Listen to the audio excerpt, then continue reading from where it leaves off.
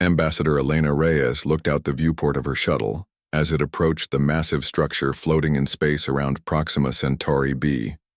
The Galactic Council's citadel was truly a wonder, a spinning ring of gleaming metal and crystal that housed representatives from 27 alien species.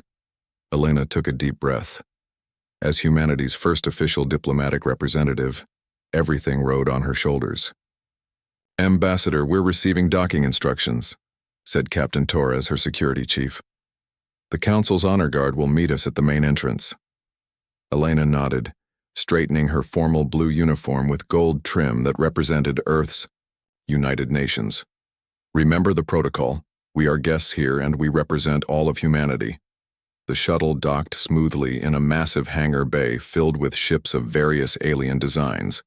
Elena stepped out first, her head held high despite Earth's technological disadvantage compared to most Council species. Their invitation for membership had come as a surprise after 50 years of cautious contact. A tall, slender alien with pale blue skin and 4 arms approached. "Ambassador Reyes, I am Coordinator Zalax. Welcome to the Citadel." Its voice came through her translator with a musical quality. "Thank you, Coordinator. Earth is honored by this invitation," Elena replied with a diplomatic smile. Zalax guided her through vast corridors where representatives of many species moved about their business. Some nodded respectfully, while others stared with what Elena recognized as suspicion or disdain. One group particularly caught her attention: large, reptilian beings with armored skin and yellow eyes that followed her every move. "The Vargak delegation," Zalax explained quietly. "They are concerned about humanity's inclusion. They believe your species is too unpredictable." Elena had studied all Council species extensively. The Vargak controlled the largest military fleet in the Alliance and were known for their aggressive expansion before joining the Council. Their opposition was expected but troubling. The Grand Council chamber took Elena's breath away. A circular room with rising tiers of seats surrounded a central speaking platform. Light streamed through crystal panels in the ceiling, creating rainbow patterns across the polished floor. "The human ambassador will now address the Council," announced a voice that seemed to come from everywhere at once. Elena stepped to the center platform, feeling the eyes of hundreds of alien representatives upon her. The pressure was immense, but she had trained for this moment her entire career. "Esteemed members of the Galactic Council," she began, her voice steady. "Humanity comes before you not claiming perfection, but seeking friendship. Yes, our history contains violence and conflict. We do not hide this truth. But it also contains great compassion, art, and scientific discovery." She activated her presentation display, showing images of Earth's greatest achievements, medical breakthroughs, environmental restoration projects, and the peaceful unification of nations that had once been bitter enemies. "In just 1 century, we advanced from basic flight to interplanetary colonies. Our adaptability and creativity are our greatest strengths. We wish to share these gifts with the galactic community while learning from your ancient wisdom." The chamber remained silent as she spoke, but Elena noticed the Vargak representatives whispering among themselves, their scaled faces showing what she interpreted as anger. Still, many other species seemed receptive to her words. Then the Vargak ambassador rose, his massive form towering over his section. "The Council recognizes Ambassador Kral of the Vargak Imperium," announced the chamber voice. "Members of the Council," Kral's deep voice rumbled, "the human speaks of peace while preparing for war. Allow me to present evidence of humanity's true nature." A new display appeared, showing military documents that Elena instantly recognized. They were classified Earth defense plans, contingency scenarios for potential conflicts with alien species. Her blood ran cold. These documents were obtained through legitimate intelligence channels, Kral continued. They show humanity's first instinct is violence. They plan for war against species they have not even met. Murmurs spread through the chamber. Elena stepped forward. "Those are defense plans only, created to protect Earth if attacked. All your species must have similar contingencies. These documents were clearly stolen and presented without context." Before she could continue, The leader of the council, a ancient being from one of the founding species, raised a hand for silence. The council will adjourn to consider this information. Ambassador Reyes will be escorted to guest quarters while we deliberate. Elena wanted to protest, to explain further, but protocol demanded she comply. Guards, not the friendly guides from earlier but armed security, led her from the chamber through a different corridor than she'd entered.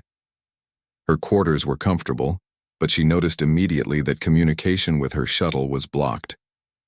Standard security measure, explained the guard, but Elena felt a growing sense of dread.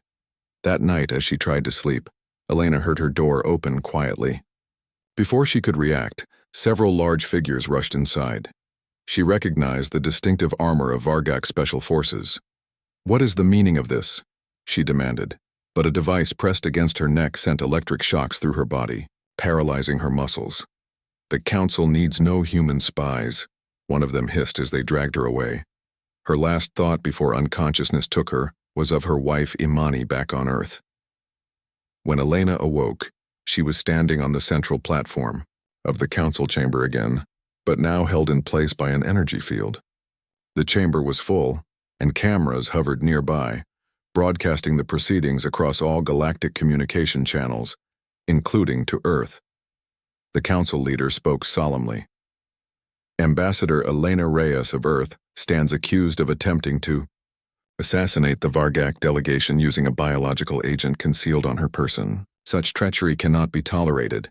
"That's a lie," Elena shouted, struggling against the invisible bonds. "I demand to speak with my government. I demand a proper investigation." Kral stepped forward. "The evidence is clear. A container of engineered pathogens was found in her quarters designed to target Vargak biology. The council has already voted."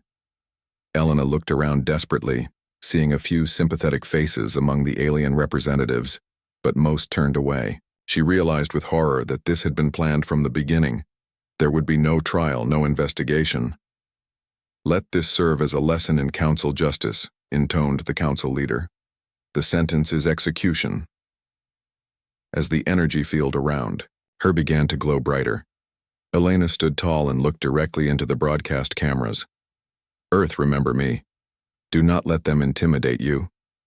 Humanity deserves its place among the stars." The field flashed brilliantly, and Ambassador Elena Reyes disintegrated into particles of light that slowly faded away. Across millions of kilometers of space, the people of Earth watched in stunned horror as their first ambassador was executed, without trial before the assembled representatives of the galaxy. The Annihilation Protocol had just become inevitable. The Global Defense Council chamber in Geneva fell silent as the transmission ended. 20 world leaders and top military commanders stared at the screen where moments before they had watched Ambassador Elena Reyes disintegrate into particles of light. President Amara Okafor, a tall woman with close-cropped silver hair and the bearing of someone who had spent decades in military service before entering politics, was the first to find her voice. "Get me the Galactic Council," she ordered, her voice tight with controlled fury. "Now. Madam President, we're trying all channels." "They're not responding," replied Communications Director Park. President Okafor's fist came down hard on the polished table. "Order all human ships to retreat from alien space immediately. Activate Defense Condition 1. As the orders went out, General Zhang, head of Earth's Unified Military Command, leaned forward. "Madam President, I believe we should activate Sentinel." Several people around the table exchanged nervous glances. The Sentinel protocol was a sophisticated monitoring system hidden beneath the Antarctic ice, designed to assess existential threats to humanity. It had never been activated outside of tests. "Do it," Okafor nodded. Deep beneath layers of ice and security measures, a facility hummed to life. Quantum computers began processing vast amounts of intercepted alien communications, building patterns and predictions. Within hours, General Zhang was back in the council chamber with a grim expression.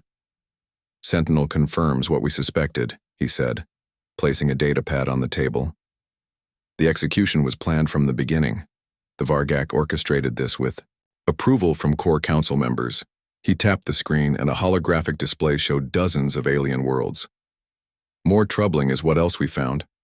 The Council has a pattern of eliminating emerging species they consider unpredictable.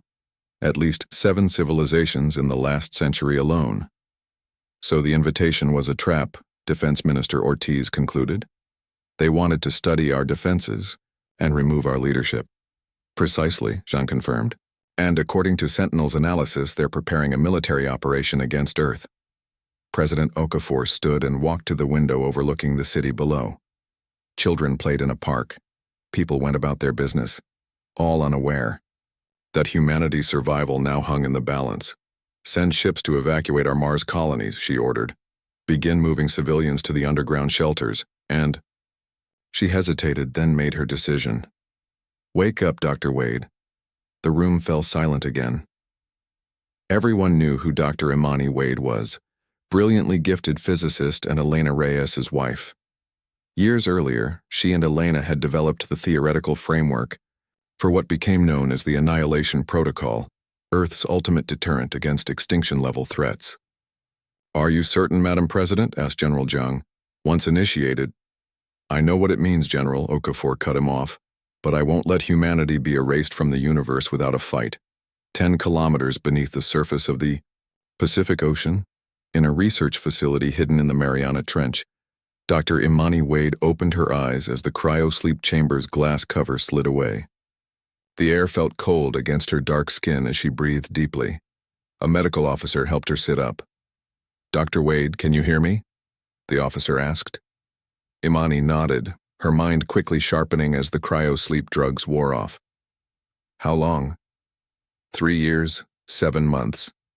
Imani closed her eyes briefly.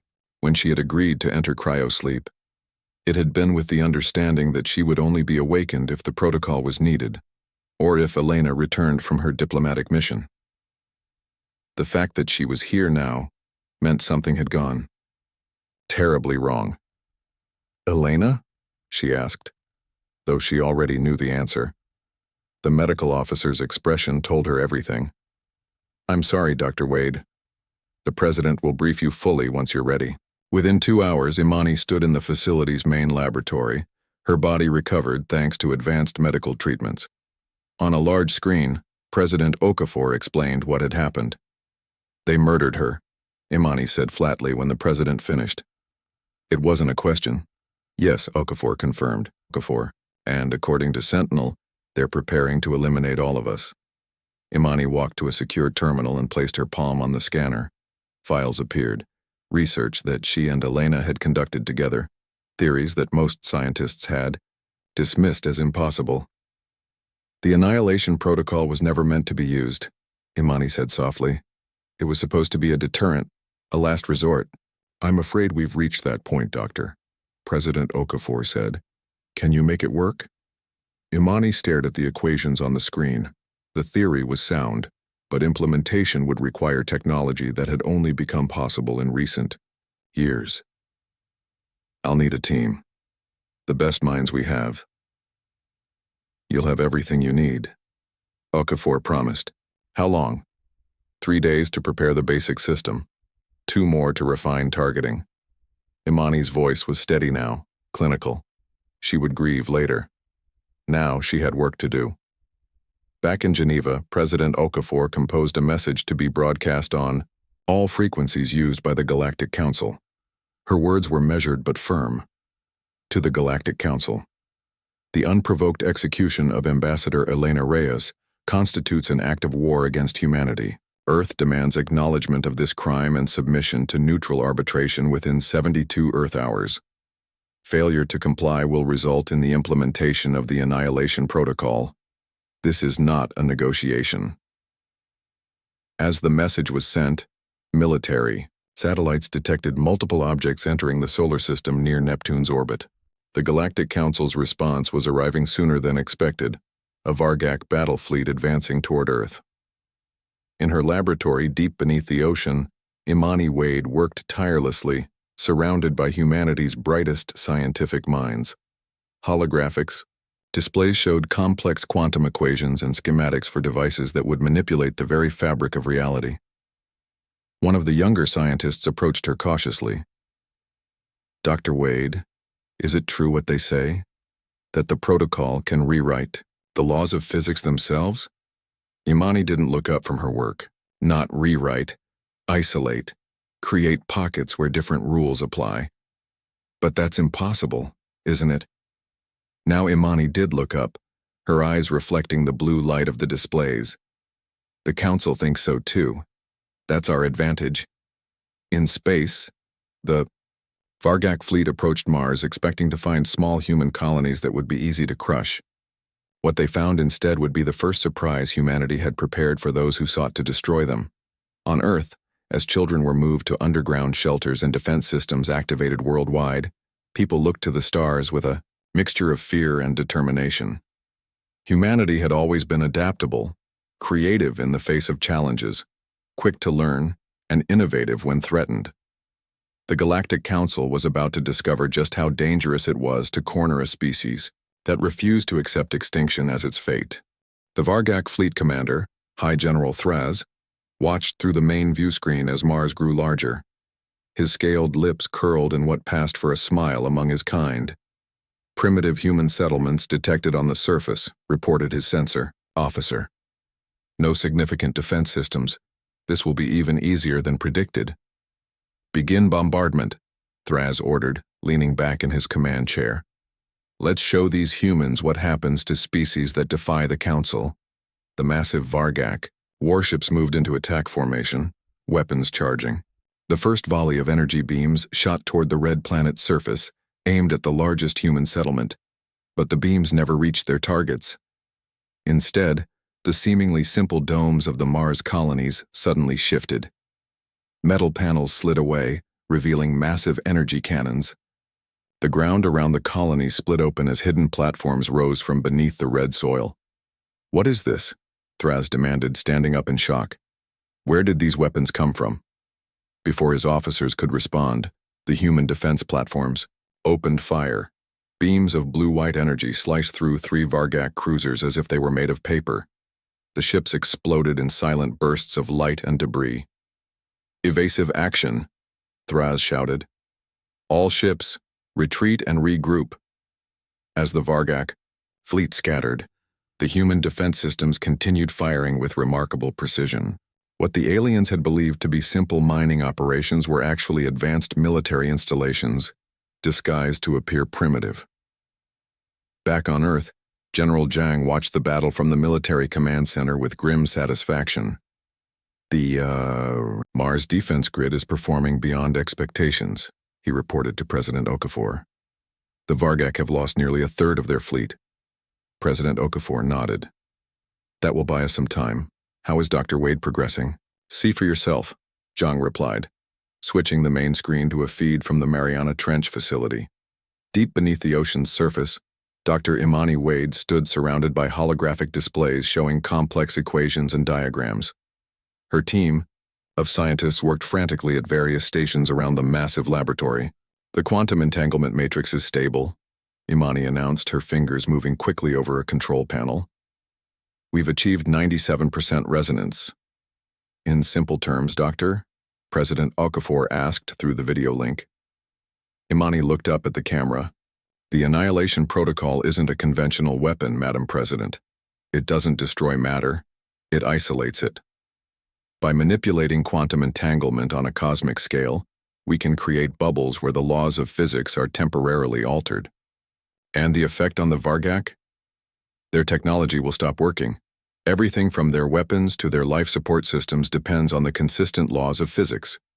Inside our fields, those laws will change. Imani's expression was serious. We could target their homeworld if necessary. The president considered this. Could we be more precise? Target only military installations? With more time for calibration, yes, Imani confirmed. But we need to hold the Vargak fleet off while we finish. We have another asset for that, the president said. General, it's time to deploy the Steel Legion. In a hidden facility beneath the Australian outback, 500 soldiers prepared for battle. Unlike regular human military forces, these men and women had been genetically enhanced for space combat and trained extensively in alien physiology and technologies. They wore specialized battle armor, that augmented their strength and reflexes. "Commander," Maya Rodriguez addressed her troops, "this is what we've trained for. The Vargak fleet is regrouping beyond Mars orbit. Our mission is to infiltrate their ships, gather intelligence, and sabotage key systems." The soldiers moved to their stealth ships, vessels designed with technology reverse-engineered from crashed alien craft decades earlier. These ships were invisible to standard galactic sensors and could slip past conventional defenses. As the Chaosya Legion deployed, other events unfolded across the solar system.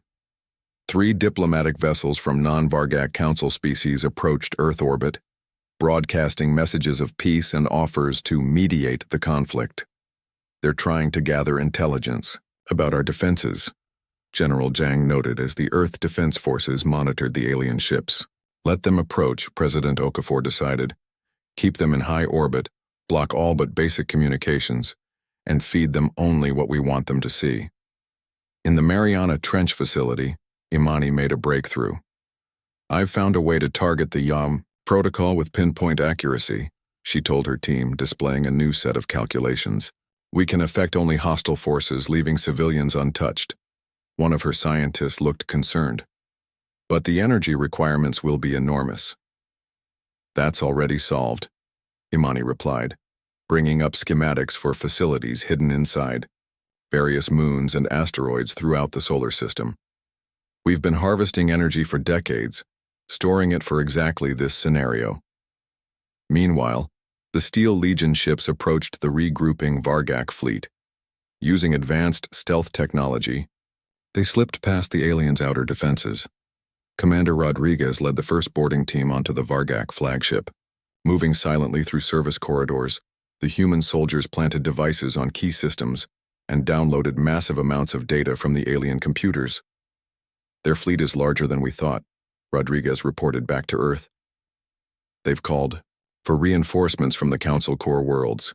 But we found something else, internal communication suggesting not all Council species support this action. There's dissent in their ranks." President Okafor received this information with interest. "That confirms what we suspected.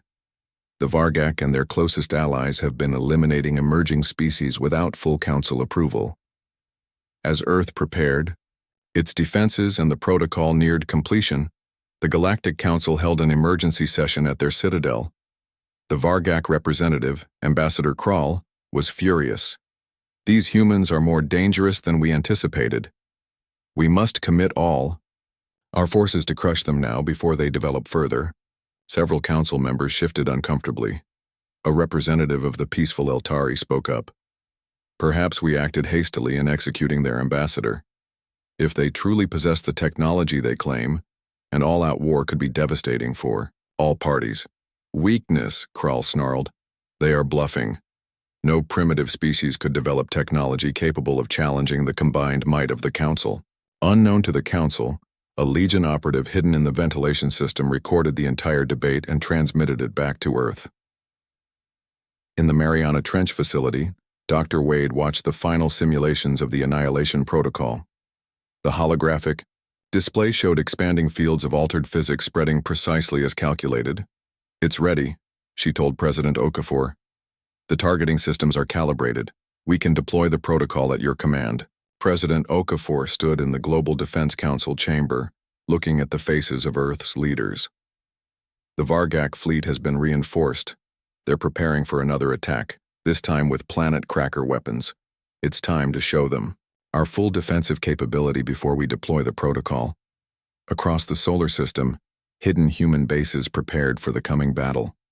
The Steel Legion forces completed their sabotage missions and extracted from enemy ships. Earth's cities activated massive cloaking shields developed from studying alien technology.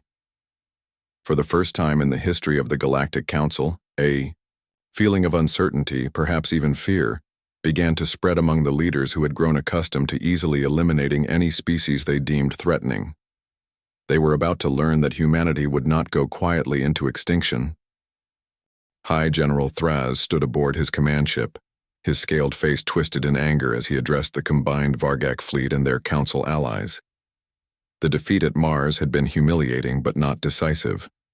Now they would show these humans the true might of the Galactic Council. "Our planet cracker weapons are charged and ready," reported his weapons officer. "Earth's major cities are targeted." "Begin the attack," Thraz ordered. "Let their defiance end in ash." Massive projectiles launched from the Vargak warships, each capable of creating an explosion equivalent to a small asteroid impact. The fleet commanders watched with anticipation as the weapons descended toward Earth's surface, aimed at London, Beijing, New York, and other major population centers. The projectiles hit their targets precisely, creating enormous fireballs visible from space. Thraz roared in triumph, pounding his armored fist against his chest in the traditional Vargak victory gesture. "Send in ground forces to verify destruction and eliminate any survivors," he commanded. Thousands of Vargak soldiers boarded transport ships and headed toward Earth's surface. They were eager for combat, having heard stories about how physically weak humans were compared to their own species. The first transport landed in what had been central London. Soldiers poured out, weapons ready, but instead of finding ruins and survivors to eliminate, they found nothing. The buildings they had seen explode were simply gone, with no debris, no fires, no destruction patterns. "Command, something is wrong," the Vargak squad leader reported. "There is no evidence of the weapon's impact." Similar reports came in from other landing sites. The planet crackers had hit their targets perfectly, but those targets had somehow disappeared without the expected destruction. Thraz was confused. "What trickery is this? Scan for energy signatures." The answer came as dozens of human soldiers suddenly appeared around the Vargak landing parties. The Steel Legion troops materialized as if from thin air, their advanced weapons already firing. On his command ship, Thraz watched in growing horror as reports flooded in of his ground forces, being decimated by enemies they couldn't track or predict. The humans were using some kind of advanced cloaking technology that his sensors couldn't penetrate.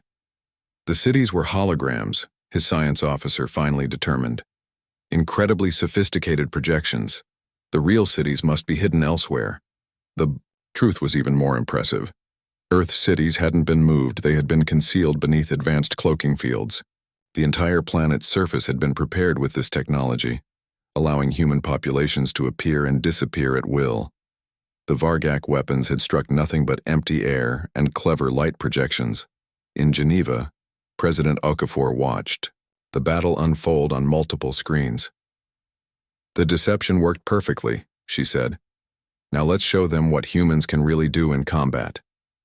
The Steel Legion soldiers engaged the confused Vargak ground forces with tactics that no galactic species had encountered before. Despite being physically weaker than the reptilian aliens, the humans used their environment in ways the Vargak couldn't anticipate.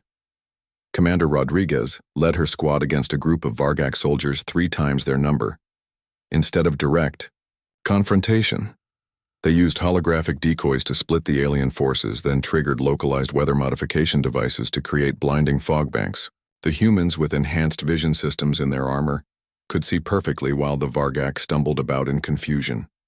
"Target their communication relays first," Rodriguez ordered.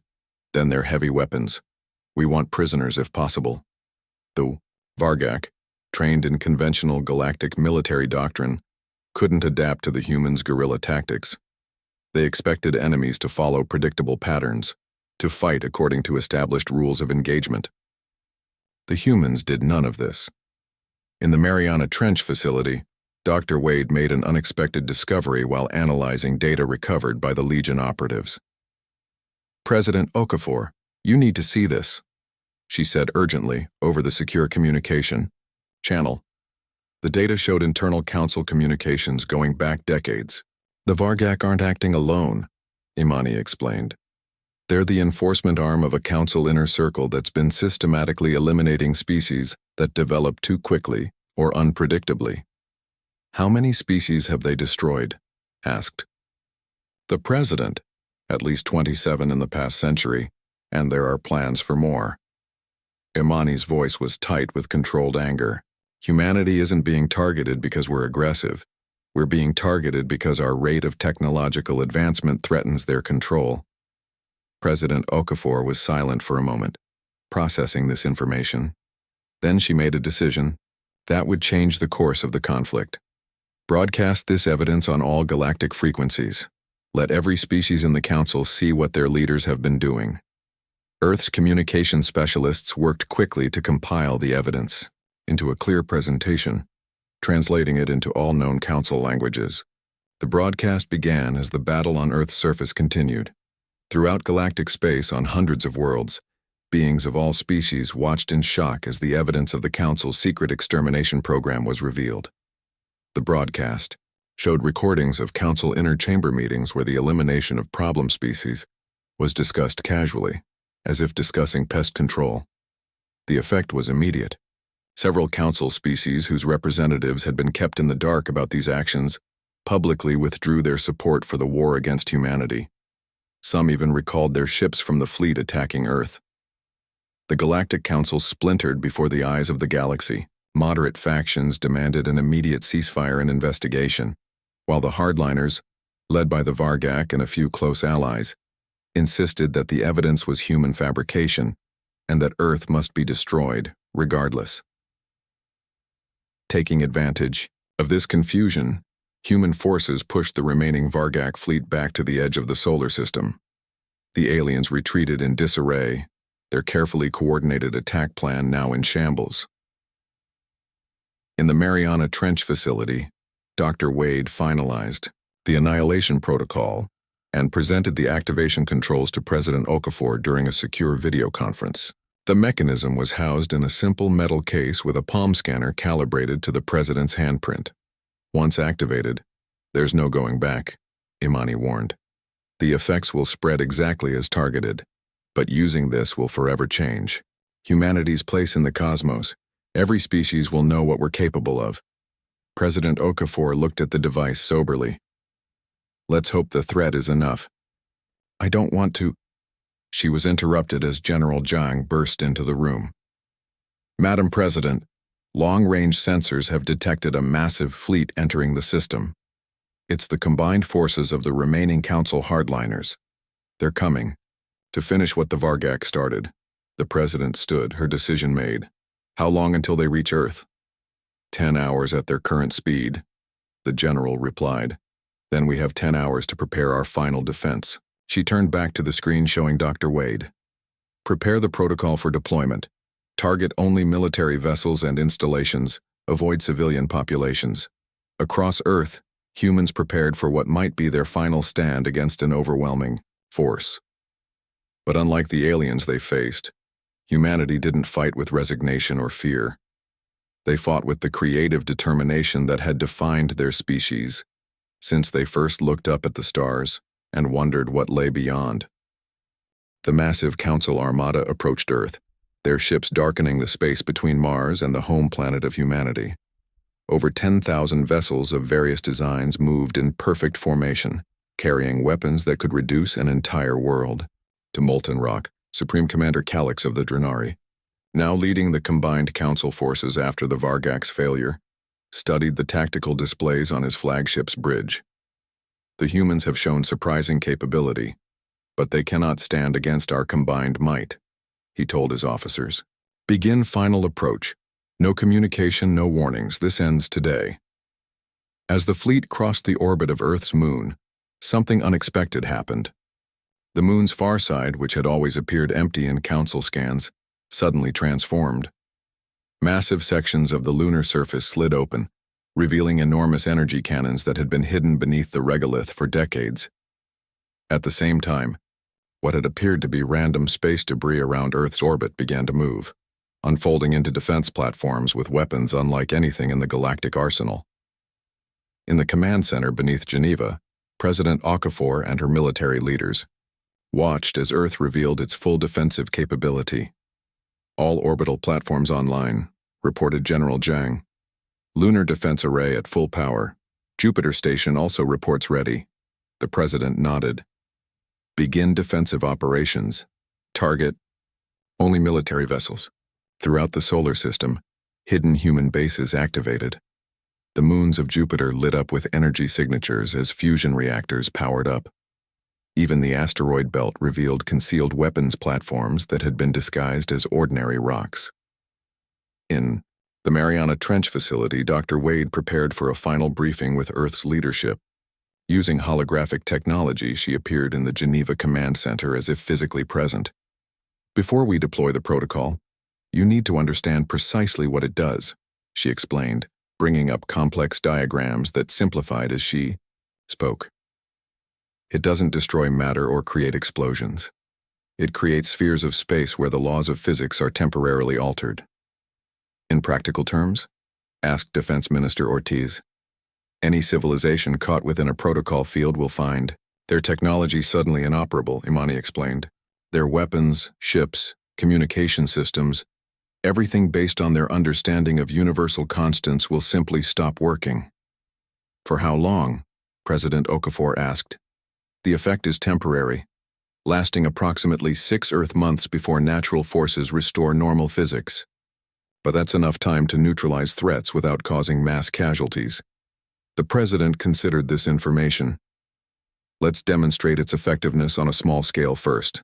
Target a small group of advanced scout ships." Dr. Wade returned to her facility and prepared a smaller version of the protocol device. "Targeting 3 scout vessels at the edge of the Council fleet," she reported, "deploying mini-protocol in 3, 2, 1. A small sphere of distorted spacetime appeared near the front of the approaching armada, engulfing 3 alien ships. Inside the sphere, the aliens watched in horror as their systems failed one by one. Engines died, weapons powered down, even artificial gravity fluctuated wildly. The ships drifted helplessly, their crews unable to escape or communicate with the main fleet. "The demonstration was successful," General Zhang confirmed. "The rest of the fleet has halted their advance." "Broadcast on all galactic frequencies," President Okafor ordered. "Make sure every species can hear this." Her image was transmitted to every ship in the Council fleet and to planets throughout galactic space. "This is President Amara Okafor of Earth. You have witnessed a small demonstration of the Annihilation Protocol, technology that allows us to temporarily alter the laws of physics within targeted areas. We have the capability to deploy this effect across your entire fleet and on your homeworlds." She paused to let this sink in. "We do not wish to use this power. We seek only justice for our murdered ambassador and recognition of humanity's right to exist without interference. Stand down your forces and withdraw from our system. This is your final warning." Throughout the massive fleet, reactions varied. Ships belonging to species that had already expressed doubt about the conflict began powering down weapon systems. Some even began to withdraw from formation. But Supreme Commander Calix was unmoved. "A clever trick, nothing more," he told his officers. "No species could possess such power over the fundamental forces of the universe. They are bluffing, and we will call that bluff." He ordered the fleet to continue its advance toward Earth, though now nearly a third of the ships had broken formation and were retreating. In the Mariana Trench facility, Dr. Wade activated quantum entanglement relays that had been secretly placed throughout galactic space over decades by stealth ships. These relays allowed Earth to demonstrate another unexpected capability, the ability to project holographic displays over key locations across thousands of light years. On every Council homeworld, enormous holograms appeared in the skies, showing real-time images of exactly where protocol devices were targeted: military bases, fleet shipyards, weapons factories. The precision was undeniable and terrifying. Many species immediately called for peace talks. Some even denounced the Council leadership and offered to recognize Earth as a sovereign power. But the hardcore militarist factions, led by the Vargak and Drenari, pressed forward. The humans would not dare target civilian populations. Supreme Commander Calix insisted. And without mass casualties, we can rebuild any military assets they disable. President Okafor received these responses with a heavy heart. She had hoped the demonstration would be enough. "They leave us no choice," she said quietly. "Dr. Wade, prepare for full deployment. Target only military assets. Avoid civilian centers." Envoy. Her facility, Dr. Wade stood before the main protocol array, a massive ring of pulsing energy surrounding a central crystal matrix. Her team of scientists made final adjustments as she entered the targeting parameters personally. "The protocol is ready for activation," she reported. "All targets locked. Civilian areas excluded from effect radii as ordered." President Okafor placed her palm on the activation panel. "For Elena," she whispered, "and for Earth." The protocol. Array hummed to life, sending pulses of energy through the quantum entanglement relays. Across the galaxy, thousands of precisely calibrated fields engulfed military installations, government complexes, and fleet formations of the hostile Council species. Within these fields, advanced technology became useless. Starships drifted, powerless in space. Weapon systems went offline. Communication networks fell silent. Military bases plunged into darkness as their power sources failed. But true to humanity's word, no civilian population centers were targeted. Life support systems continued to function.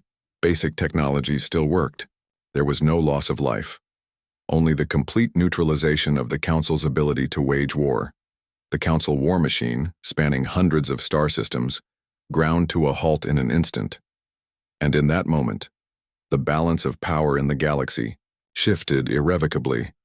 Supreme Commander Galactic stood on his flagship's bridge, now dark except for emergency lighting. His mighty vessel drifted helplessly in space, its engines silent, its weapons dead. Around him, his officers looked to him for guidance, but he had none to give. For the first time in the history of the Galactic Council, an inferior species had not merely defeated them, it had rendered their entire concept of military supremacy obsolete. "Perhaps," Galactic said softly, "we should have listened to Ambassador Reyes after all." 1 month after the Annihilation Protocol's activation, the galaxy was transforming.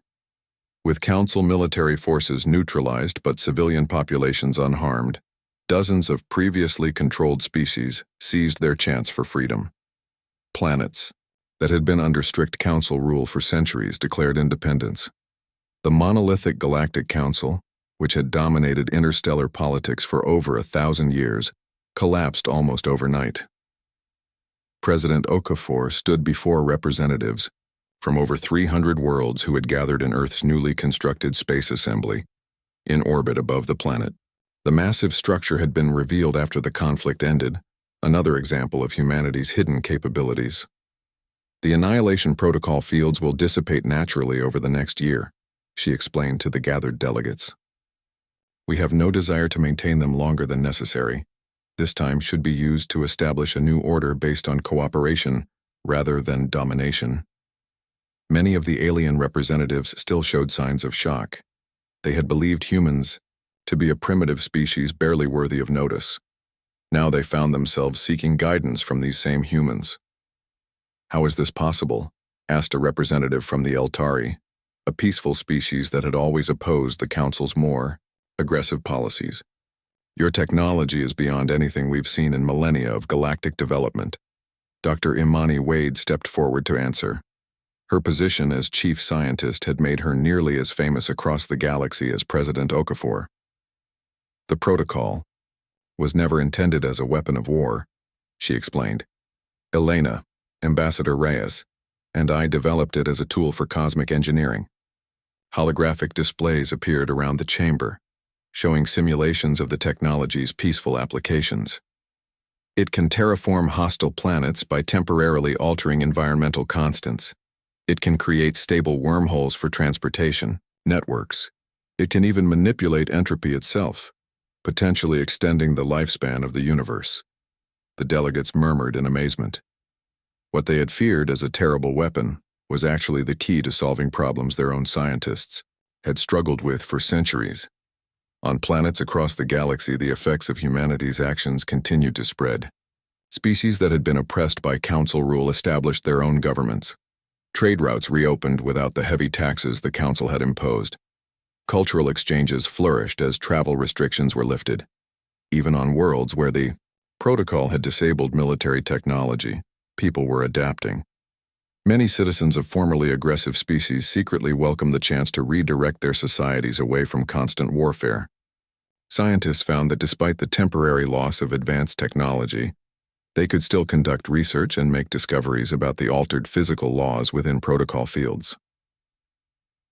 In a solemn ceremony broadcast throughout known space, Ambassador Elena Reyes was posthumously recognized as a galactic hero whose death had inadvertently led to freedom for countless beings.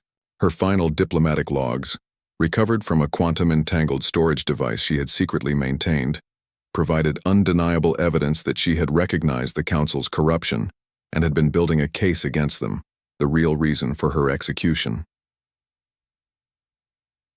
President Okafor unveiled a memorial in Geneva, where a holographic statue of Elena displayed quotes from her writings on peaceful cooperation between different species. She believed in a galaxy where strength didn't have to mean domination, Okafor said during the ceremony, where different species could learn from each other rather than fear each other. Dr. Wade stood beside the memorial, her eyes filled with tears but her voice steady. Elena always said that if you find yourself in a position of power, the true test of your character is how you use that power to help others. As the protocol fields began to dissipate according to schedule, Earth carefully monitored the former Council hardliners. The Vargak and their closest allies found themselves isolated, their military capability restored but their diplomatic and economic standing shattered. Other species refused to trade with them or form alliances, leaving them no choice but to turn inward and reconsider their place in the new galactic order. 1 year after the crisis began, representatives from over 500 worlds gathered on a neutral planet that orbited the star where Ambassador Reyes had been executed. There they signed the Reyes Compact, establishing new principles for interstellar relations that emphasized cooperation, cultural exchange, scientific advancement, and the rights of emerging species to develop without interference. The document's preamble contained words that would be studied by schoolchildren of all species for generations to come. The universe favors diversity and innovation over stagnant order. No species holds a monopoly on wisdom or progress. Together we are stronger than we could ever be apart. During the signing ceremony, Dr. Wade unveiled a memorial unlike any other in galactic history. Using a miniature version of the protocol technology, she created a field where the physical laws allowed light to form stable patterns that represented the names of all species eliminated by the old Council regime. The memorial would last for 1,000 years before naturally fading away, by which time she hoped such atrocities would be unimaginable. Back on Earth, humanity began to share their scientific knowledge openly with peaceful alien civilizations. Universities welcomed alien students, hospitals exchanged medical techniques, and collaborative research projects flourished. The protocol remained as a deterrent, its technology secured but not forgotten. General Zheng, who had overseen Earth's eye and military defense, found himself in a surprising new role, training peacekeeping forces composed of multiple species to maintain stability in regions where conflict threatened. The best victory, he often told his mixed classes of humans and aliens, is the one where your former enemy becomes your ally. Commander Rodriguez and the Steel Legion, once Earth's secret warriors, now served as explorers and first contact specialists, their unique training making them ideal ambassadors to newly discovered civilizations on the galaxy's frontier. President Okafor, in one of her final acts before stepping down, addressed the people of Earth. We were prepared for annihilation, but instead we found revolution, not just in how the galaxy is governed, but in how we see ourselves. We are not alone in our capacity for both destruction and creation. Our true strength was never our weapons or our secrets, but our ability to imagine a better future and work to make it real. On a hill overlooking San Francisco Bay, Dr. Imani Wade sat watching alien and human children playing together in a park. One Vargak child, probably from a family that had defected during the conflict, was teaching human children a traditional game involving complex patterns traced in sand. "You would have loved to see this, Elena," she whispered. "They tried to silence you, but your voice echoes across the stars." Across the galaxy, species that had once feared each other now worked together, building something stronger and more vibrant than the rigid council had ever allowed. And if anyone ever questioned how this transformation began, they would learn about a human ambassador who stood tall before her executioners, and whose death sparked not the extinction of her species, but its and the galaxy's rebirth.